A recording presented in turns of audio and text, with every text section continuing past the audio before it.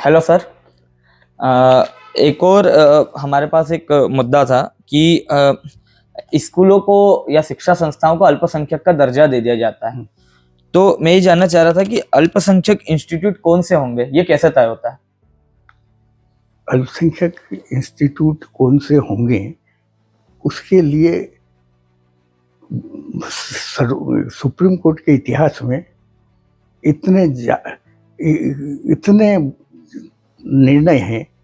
2 जजेस का, फिर 3 जजेस का, फिर कॉन्स्टिट्यूशनल बेंच को रेफर हुआ 5 जजेस का, फिर 2 कॉन्स्टिट्यूशनल बेंच में यदि डिफरेंस ऑफ ओपिनियन हुआ तो 7 का, फिर 9 को रेफर हुई, फिर 11 जजेस की बेंच को रेफर हुई, फिर 14 जजेस के बेंच को रेफर हुई। और इतने जजमेंट्स हुए कि अल्पसंख्यक वर्ग कौन सा होगा, अल्पसंख्यक वर्ग की शिक्षा संस्थान जो होगी वो उनका कॉन्स्टिट्यूशन क्या होगा, नेचर क्या होगा, वो सब तय है। ये उसके लिए ये है कि यदि आपने किसी सरकारी एजेंसी से, जैसे इंदौर डेवलपमेंट अथॉरिटी है या इंदौर म्यूनिसिपल कॉर्पोरेशन है या सरकार खुद से शिक्षा संस्था के लिए जमीन ली है, तो अल्पसंख्यक दर्जा उस शिक्षा संस्था को नहीं दिया जाएगा। अच्छा। यदि उस शिक्षा संस्था के बाइलाज में चाहे Madhya Pradesh society registration act के तहत रजिस्टर्ड हो, चाहे ट्रस्ट एक्ट के तहत रजिस्टर्ड हो, उसमें यदि उद्देश्य में ये लिखा है कि हम जनसाधारण के लिए, जनसाधारण की शिक्षा के लिए, तो अल्पसंख्यक नहीं होगा। हाँ। अल्पसंख्यक तब होगा कि जैसे जैन समुदाय का है, तो केवल जैन समुदाय की शिक्षा के लिए यदि उद्देश्य है और उसकी जो बॉडी संचालन समिति है, उसकी मेंबरशिप है, वो खाली जैन या ईसाई या मुस्लिम जो भी शिक्षा संस्थाएं हैं मैनेजमेंट की, उनके वो धर्मावलंबी ही, या जैसे मराठी हैं, गुजराती हैं, तो वो लैंग्वेज वाले ही उसके मेंबर हो सकते हैं, दूसरे नहीं। यदि हैं तो उसका नेचर अल्पसंख्यक नहीं होगा। अच्छा। अब अपने यहाँ और इसलिए जो उसके या मापदंड हैं, मापदंड में कोई अंतर नहीं, परंतु अपने यहाँ जो मध्य प्रदेश में जो बड़ी बड़ी शैक्षणिक इंस्टीट्यूशंस हैं, वे सभी बड़े बड़े शिक्षा माफियाओं के कब्जे में हैं। वो शिक्षा माफिया जो हैं वो सरकार को, मंत्री को, अधिकारियों को इतनी रिश्वत देते हैं कि उनको मनमाना आदेश लेने में कोई तकलीफ नहीं है।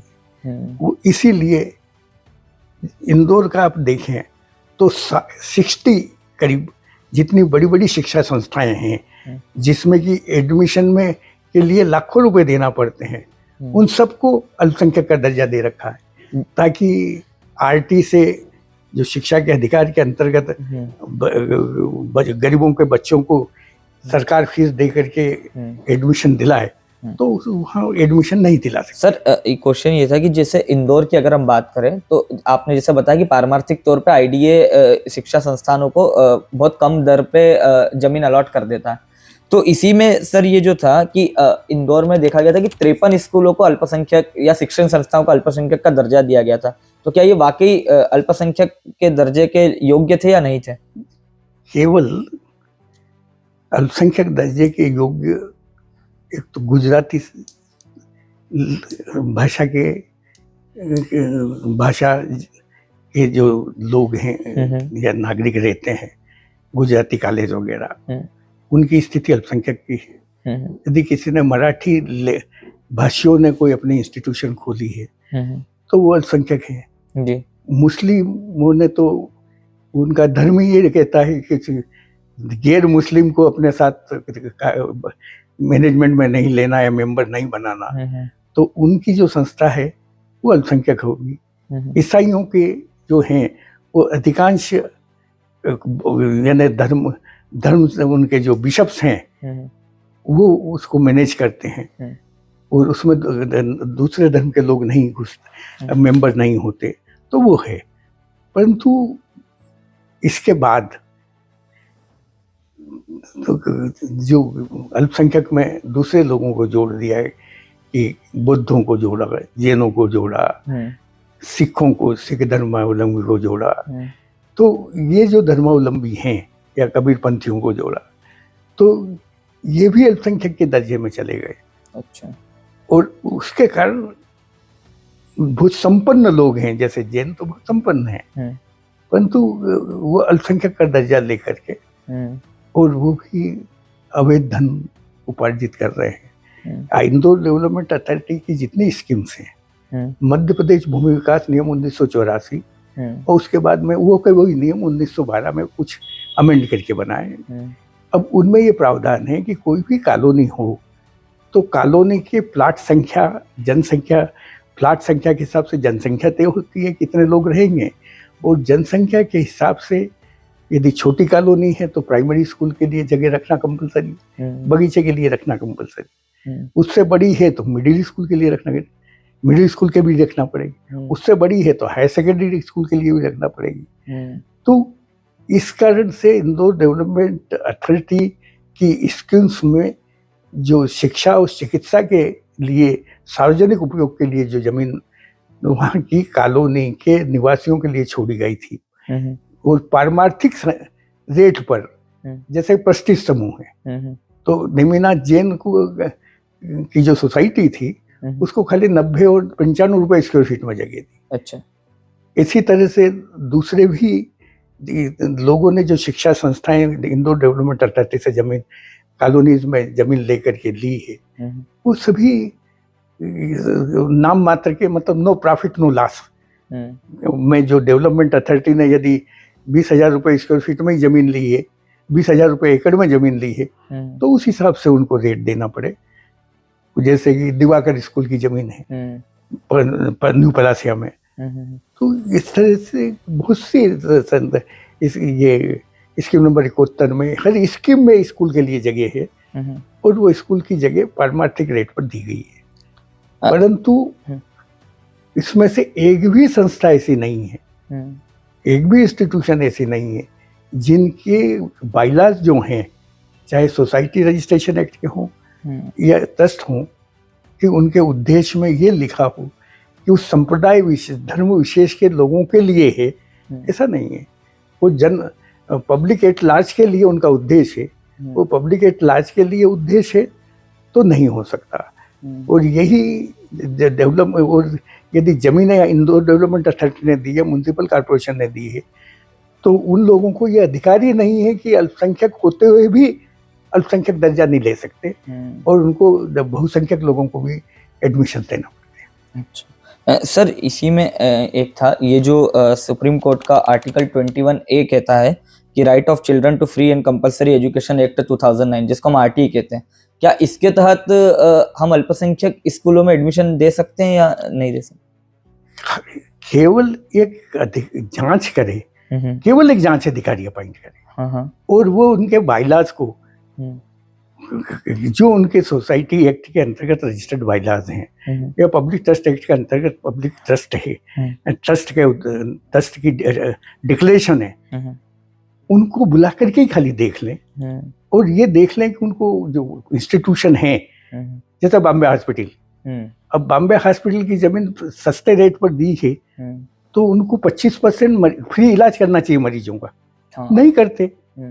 आपको 10% बेड हमेशा गरीबों के लिए खाली रखना चाहिए, नहीं रखते।